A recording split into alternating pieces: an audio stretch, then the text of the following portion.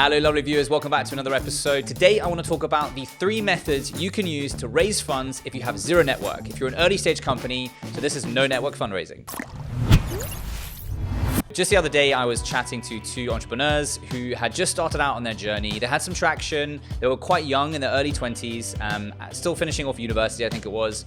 And they were asking me about, Matt, where do I raise VC funding? Because obviously VC funding is the one thing we all hear about. And having been a VC, I know that VC fundraising is very hard to get. First and foremost, there are 3 things you should look at before you start raising money from private individuals or funds like VCs. And these are these 3. And the first one is soft funding. Now, soft funding basically means free money or money that's either private or public, but mostly public, meaning that it comes from a government. Now, if you are building a startup or a company of any kind in a specific industry, odds are that industry has some kind of growth support from the government. The big examples of that, if you're in the healthcare industries, right? So if you're building a company that's in medicine or creating consumer products or even business products for the healthcare industries, there's often a lot of funding available for you from the private sector. So from like big pharmaceutical companies who try to sort of have grassroots innovation. And they tend to give out grants, they give out prizes, awards to startups building innovative ideas in those spaces.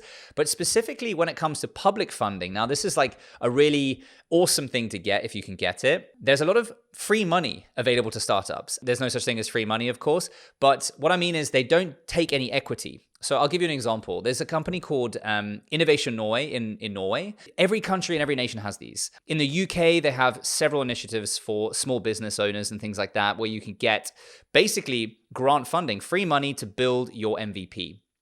It comes with a caveat that you have to write grant processes and things like that. But an industry has now evolved for grant writing. So basically, I know in Norway, you can hire people and they basically take 10, 20% of what you get. That's pretty fair. All you have to do is provide them with some information. They write a really good report to say why you're a valid grant funding company for them. And then you get the money. It's win-win, right? So look into grant funding. Soft funding is something that's overlooked by most companies. They think they need to immediately get funding from private individuals or VCs. But actually, you can get a long way by getting funding from the government. But one thing I will say is don't get too used to grant funding, because grant funding, of course, if you keep getting free money, especially if you're in an industry that's a lot of free money, it doesn't force you to be commercially viable. Some grant funding comes with a lot of support and advice, like Innovation Norway, put you together with mentors and things.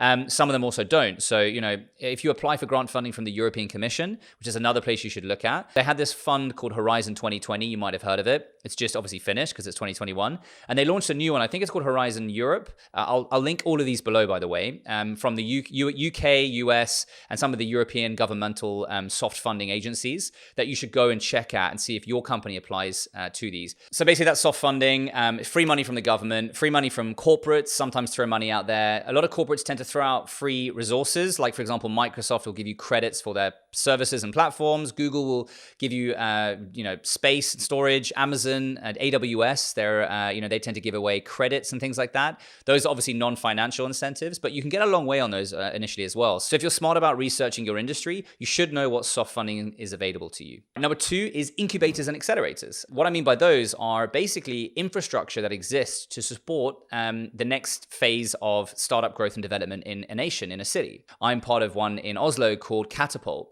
And Catapult Accelerator focuses on impact companies.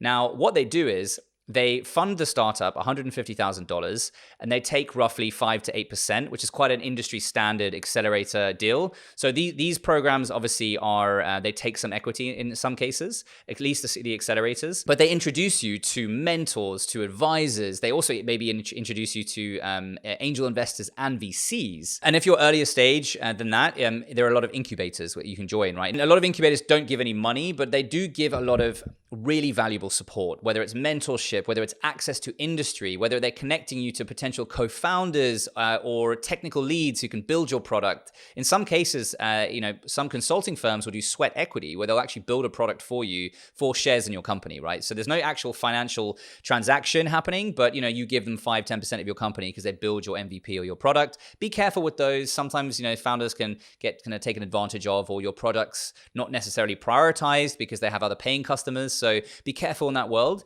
But in general, the second area to look at is what industry specific schools like incubators and accelerators, they're basically like kind of startup schools really, exist that you could apply to. And these things typically have cohorts, right? So they'll have programs like a university, typically have anything from 1 to 4 a year, like every 3 months or so. These programs typically last anything from 6 weeks to 6 months. The industry average is around 3 months. And I'd highly recommend going through one for about 3 to 6 months. 6 months is quite long. But, if it's a well-designed program, I went through one, the Next Media Accelerator in Hamburg. I'll link it below. Great for media companies. But a lot of these accelerators and incubators are industry specific. So they actually have industry networks, access to big companies there who want to see new innovative companies in the grassroots level. So even if they don't necessarily fund you, they are like the front of the funnel to finding investors, right? You go through those programs, you're most likely only going to benefit and learn something. Even if you don't get any money out of it or you don't get any customers, you're going to be surrounded by like-minded people who hopefully have more knowledge than you and have an idea of how your startup journey should go in the early days. So I highly recommend you looking into incubators and accelerators that are right for your industry as your second way to get a no network fundraising. All right, number 3 is crowdfunding. You might have heard of crowdfunding. There's 2 types of crowdfunding, really. So there's equity crowdfunding, where you basically, a load of people put a small amount of money each together. So that makes a load of money and they buy into your company. You get equity, they get shares for that. That's equity crowdfunding. There's some great platforms like seedrs and crowdcube in the UK. I think they're actually merged that really help companies like that. Another really interesting one actually to look into, because crowdfunding is becoming something a little bit more common and accepted today, is Funderbeam. Funderbeam is an Estonian startup that basically uses blockchain technology to put your shares on the blockchain and people can invest in it that way. Really interesting new thing. Sounds scary, but it's actually really, really great product and service. I've known a lot of companies raise money through that. I'll link them all below. The second area of crowdfunding is product crowdfunding. Something you're probably more familiar with. Indiegogo, Kickstarter. Basically, if you have a product, if you have a physical product, you basically get pre-sales for that product on the platform. So say you want to make iPhone cases, for example, right? You basically make a prototype of some kind, and to actually do the whole fulfillment of the orders from the factories, you need 1,000 orders, and you don't have the money for that. So what you do is you make a prototype, you make an amazing video, and you put it up on Kickstarter, try to raise $50,000, for example, and then basically people pre-order your product. So we've got a really good video. I'll link it above right now. When I sat down in Oslo last year with the founder of Flowmotion, a company that raised like 8 million through these types of tools and services. He's got some great tips on how to make a killer crowdfunding campaign. Again, I'll link it above. Didrik Martens from Flowmotion. Really, really interesting episode. All right, so that's it. So those are my 3 tips to no network fundraising. Basically, if you don't have a network. So I wanted to share these easy, accessible, tools to fundraising and to think about as well.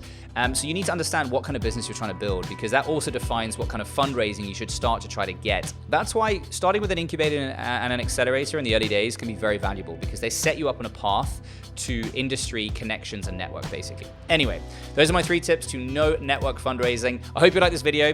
Make sure to like it and subscribe to our channel, because we release daily videos with some commentary like this sometimes, some cool vlogs while we're outside here in Lisbon, and even Rufus does some, don't you, Rufus? Yeah, he does. Awesome. Thanks. Have a wonderful day. I'll see you in the next video. Ciao.